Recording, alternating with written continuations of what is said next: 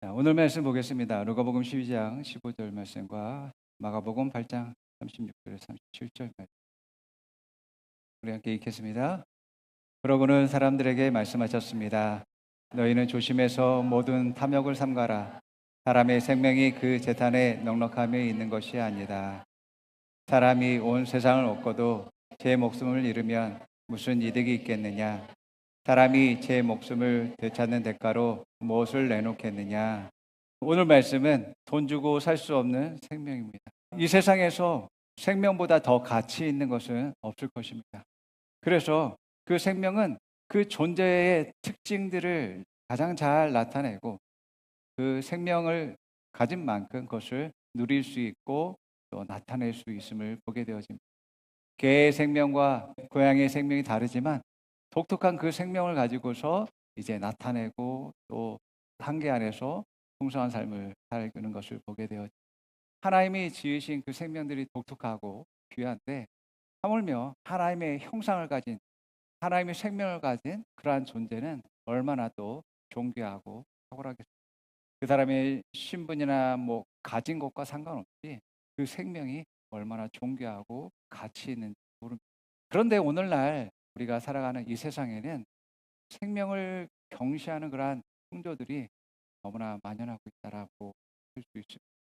그래서 물질을 얻기 위해서 돈을 더 갖기 위해서 생명을 해치는 일들을 서슴없이 하는 일들을 보게 되어 더 많은 물질을 갖기 위해서 또 전쟁을 벌이는 일들도 또 이 세상에는 일어나고 벤자민 플랭클린은 이런 말을 했습니다.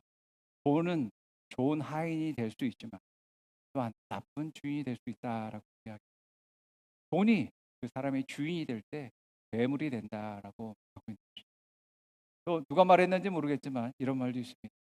돈은 벤치를 몰게 할 수 있지만 방향은 내가 정해야 한다 하는 그러한 이야기도 있습니다. 그만큼 세상엔 정말 생명보다 물질을 더 가치 있게 여기고 얼마든지 생명을 빼앗는 일들을 하고 있음을 보게 되었습니다. 그런데 또 돈은 생명과 아주 밀접한 연관이 있습니다. 우리가 가난하거나 또 돈이 없으면 굶주리게 되고 생활에 많은 불편을 갖게 되어집니다. 또 먹지 못하면 정말 기아의 상태에 이르게 되고 죽을 수도 있는 것이죠. 그래서 더 많은 것들을 가질 때에 뭐 질 좋은 음식도 먹을 수 있고 좋은 집도 가질 수 있고 생활의 편리함을 누릴 수 있게 되어집니다. 그래서 돈은 생존하는 확률을 높일 수 있는 도구다라고 이야기하는 것을 보게 되어집니다.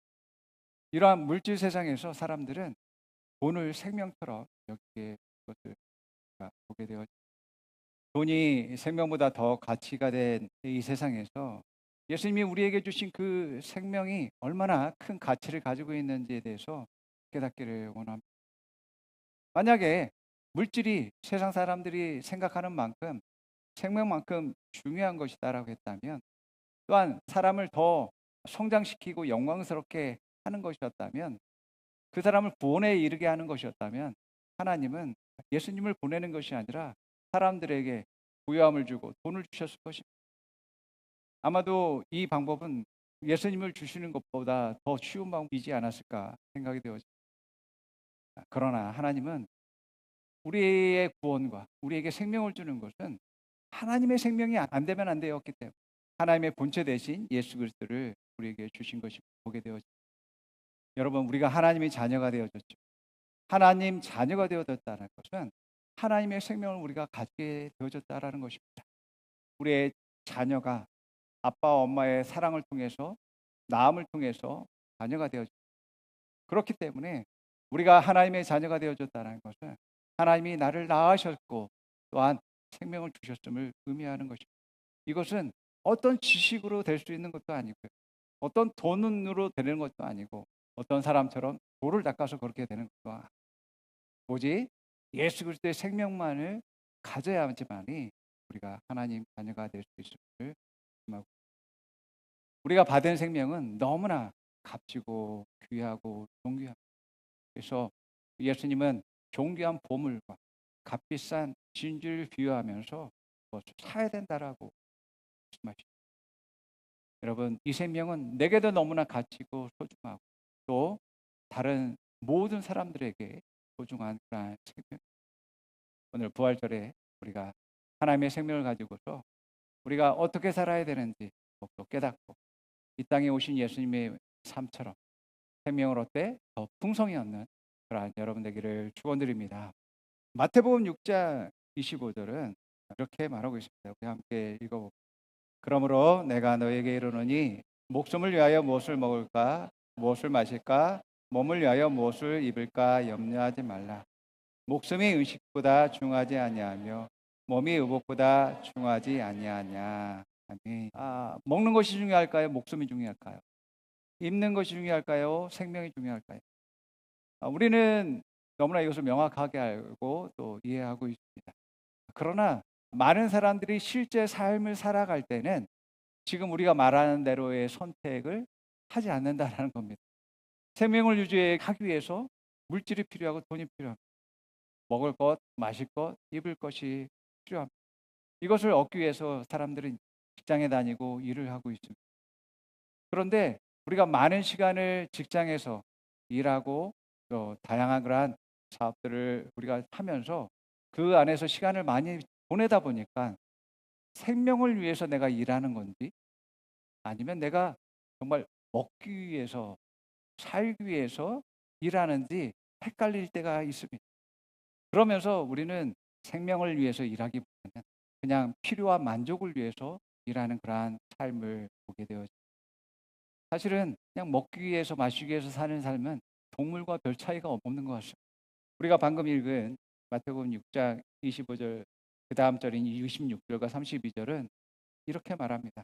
하나님의 자녀는 자신의 능력으로 사는 것이 아니라 하나님 아버지의 공급과 양육을 통해서 산다라고 말합니다.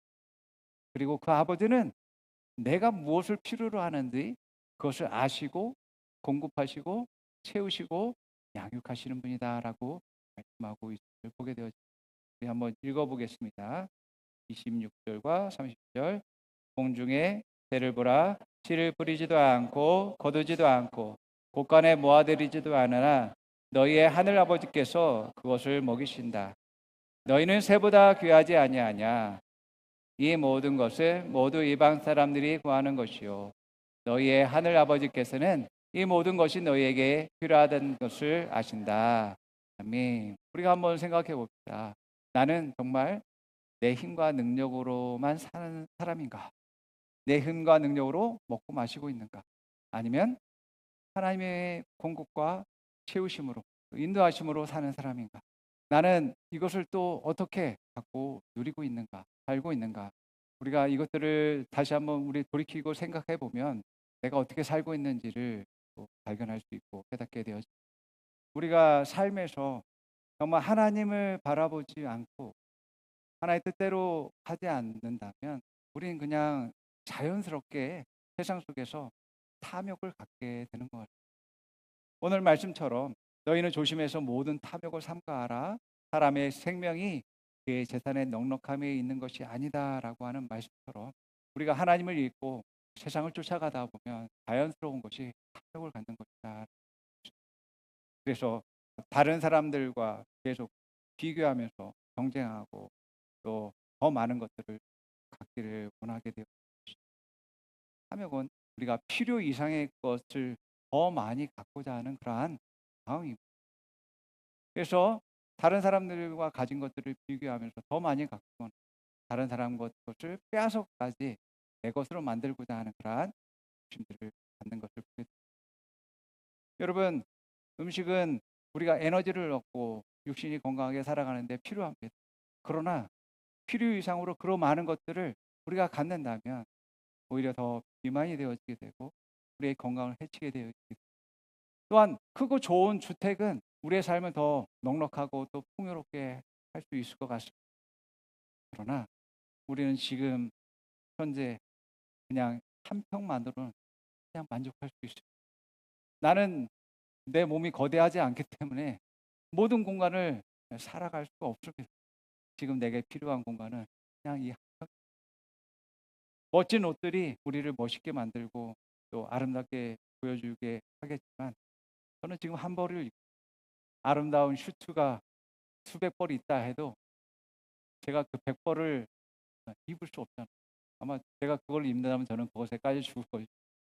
내게 필요한 건 한 벌입니다. 그래서 여러분, 세상이 말하는 부자가 되려고 하지 마십시오. 필요 이상으로 많아지는 것을 여러분들 원하지 마십시오. 성경 말합니다. 하나님으로 부유해지기를 원합니다. 아멘.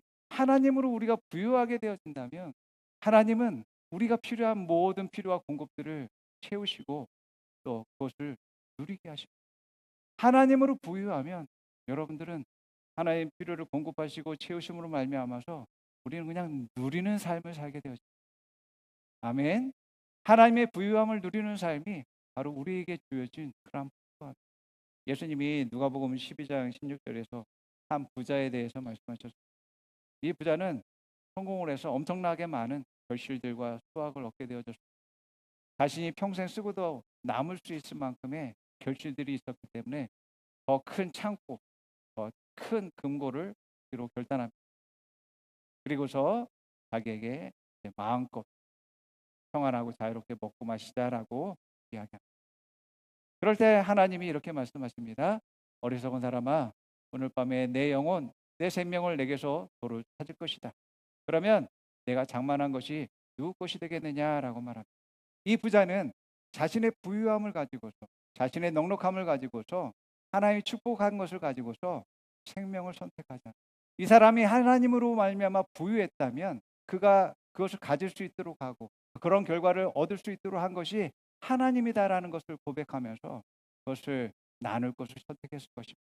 그러나 이 사람은 생명을 선택한 것이 아니라 그것을 축적하고 또 자기의 욕심을 채우는 데 사용되어. 여러분, 이러한 부자는 하나님으로 부유하지 않고 물질로 부유한 사람은 그가 육신의 생명을 잃을 때 모든 것을 잃어. 기억하시기 바랍니다. 세상적인 부자는 육신이 사라질 때 그가 이룩한 모든 것이 사라지게 됩니다. 그러나 하나님으로 부유한 사람은 하나님이 축복하시고 또 주신 것을 가지고서 그것을 가지고 내가 어떻게 살아야 되는지 알기 때문에 그것을 선한 목적으로 쓰이면서 자기의 물질을 하늘의 보화로 쌓아 하나님의 상급과 영광으로 쌓아둡니다. 그래서 그 물질이 가치를 가지게 되고 영원한 나의 면류관이 될 수 있게 되어지는 것이죠. 그래서 하나님으로 부유한 사람은 영적으로 하나님 나라에서도 부유하게 되어지는 것이죠. 또한 마태복음 19장 16절에 보게 되면 좀 더 나은 부자가 나옵니다. 예수님을 찾아온 부자 청년은 생명에 관심이 많았다라고 표현하고 있습니다. 그래서 예수님에게 물어봅니다. 선생님, 영원한 생명을 얻으려면 무엇을 해야 합니까? 무슨 선한 일을 해야 합니까? 라고 물어봅니다. 그때 예수님이 이런 말씀하십니다. 가서 내 소유를 팔아서 가난한 사람에게 주어라. 그리고 와서 나를 따라라 라고 말씀하십니다. 그런데 이 청년은 자기가 계명을 철저하게 지켰어도 하나님이 축복하시고 하나님이 주신 물질로 생명을 살리는 이 일들을 하지 않으려 했습니다. 그것을 생명을 선택하지 않았습니다. 돈이 되는 것은 내가 할 수 있어도 생명과 또 부활 되신 주님을 따라가는 것을 선택하지 않았다. 여러분, 또 아십니까? 부자들은요, 영원한 삶에 대해서 관심이 아주 많습니다. 왜냐하면 자기가 가진 것, 자기가 이룩한 것을 정말 길게 영원히 누리고 싶거든요. 미국의 실리콘밸리에 억만장자들이 많은데 그곳에 많은 부자들이 정말 오래 살고 싶은 욕망 가운데 많은 연구들을 한다라고 합니다. 그래서 소프트웨어 사업가인 브라이언 존스라는 사람은 아들의 혈장을 가지고서 자기에게 수혈해서 회춘을 시도하고 매일 100알 이상의 영양제를 섭취하고 운동과 수면 관리와 식단들을 관리한다고. 또 아마존의 제프 베이조스는 노벨 수상자들을 다 모아가지고 연구소를 차려가지고 자기의 세포들을 젊은 상태로 되돌리는 그러한 연구들을 한다라고 합니다. 또 어떤 사람은 자기의 뇌를 냉장 보관할 수 있고 또 뇌의 신경망을 디지털화 해가지고 저장해놔서 다시금 프로그램을 미래 기술로 부활하려는 그러한 생각도 가진 사람들이 있다고 이야기합니다.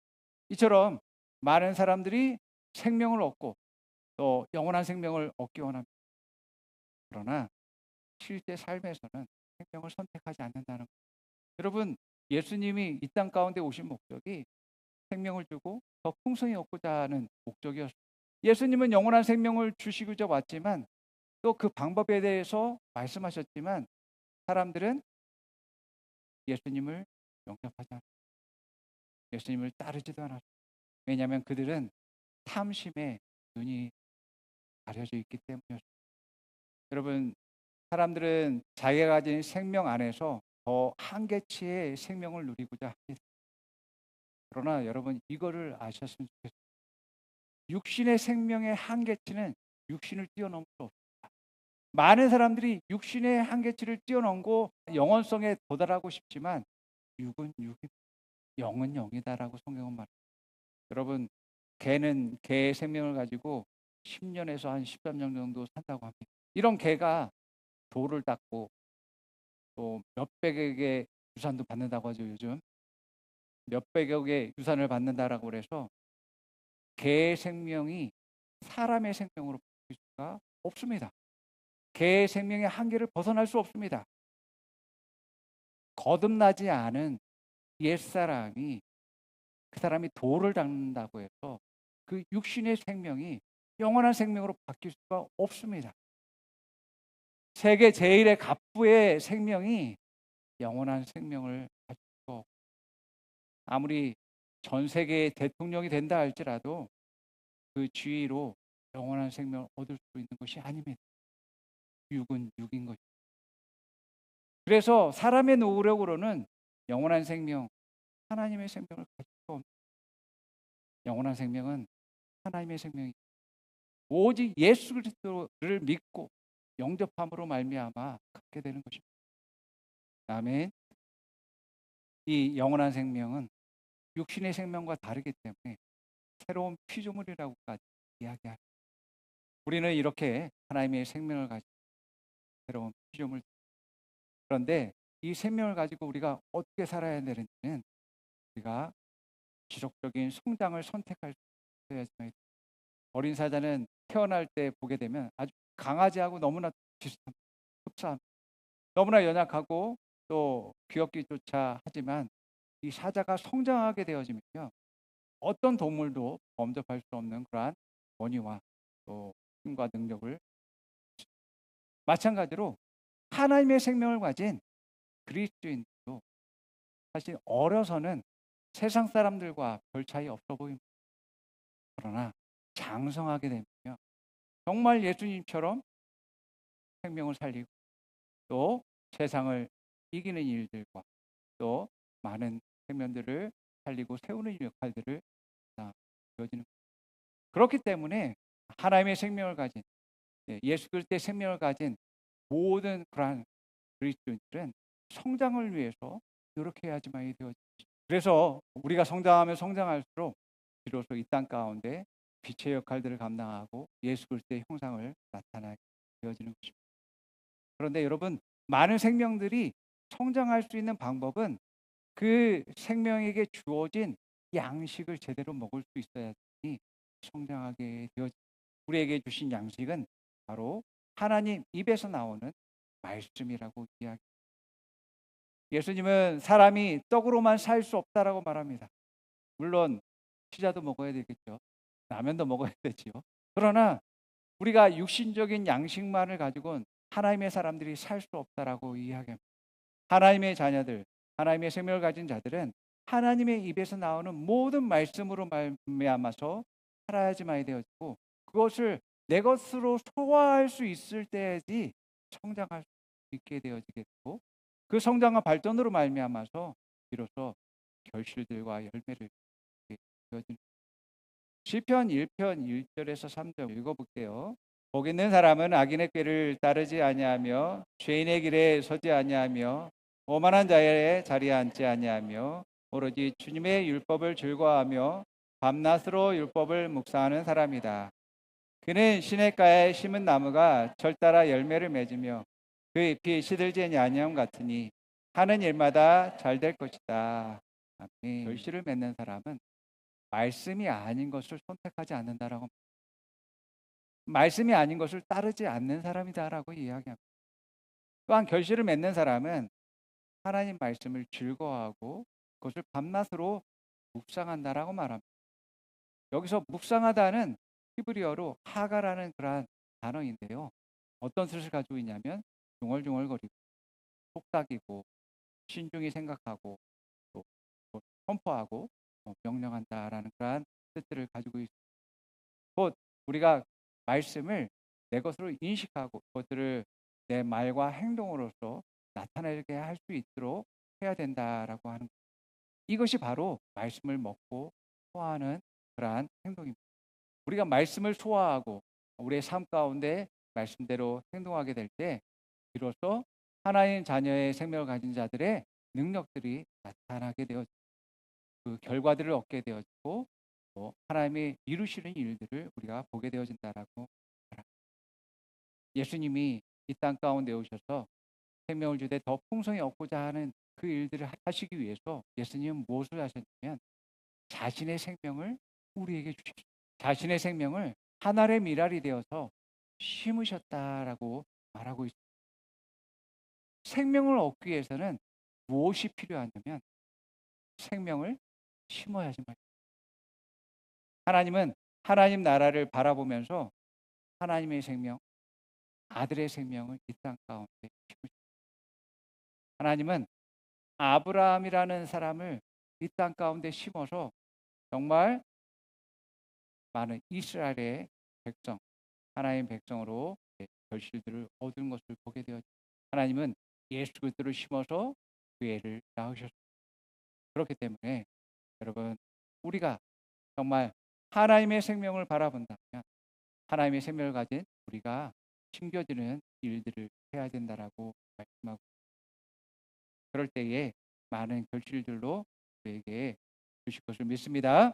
여러분, 한 사람 한 사람이 가진 생명, 하나님이 주신 그 생명은 무엇보다도 비교할 수 없는 존귀함과 가치함과 특별함과 탁월함이 있습니다. 그렇기 때문에 우리가 내 목숨과 내 생명이 소중하고 또 하나님의 생명이 얼마나 큰 가치와 또 중요함을 가지고 있는지 우리는 알기 때문에 우리의 모든 삶에서 생명을 선택할 수 있고 생명을 위해서 살 수 있는 사람이 되어야지만.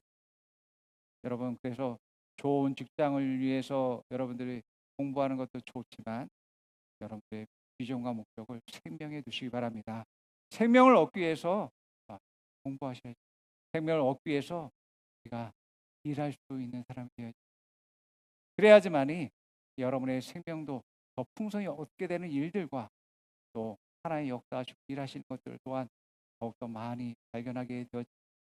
여러분, 우리가 주신 그 생명의 존귀함과 아름다움을 생각할 때에 우리는 내 삶을 어떻게 살아야 될지도 깨달을 뿐만 아니라 또한 우리가 하나의 인도하신 대로 나아가게 될 때 생명 살리는 이 일들로 말미암아서 하나님 나라의 놀라운 확장과 또 사람들을 세우는 일들을 하게 될 것입니다.